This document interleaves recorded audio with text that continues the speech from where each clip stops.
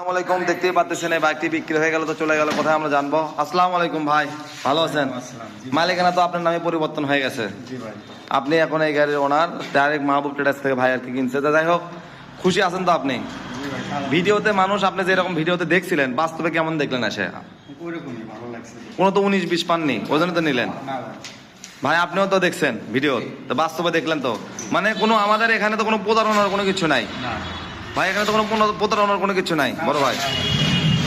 যারা ভালো বাইক কিনবেন তো অবশ্যই যোগাযোগ করবেন আলামিন বাইক কর্নার। এমনকি আপনি বলছি যে ইঞ্জিন আনটাচ ইনটেক সব কিন্তু দেখে দিচ্ছি ভাই।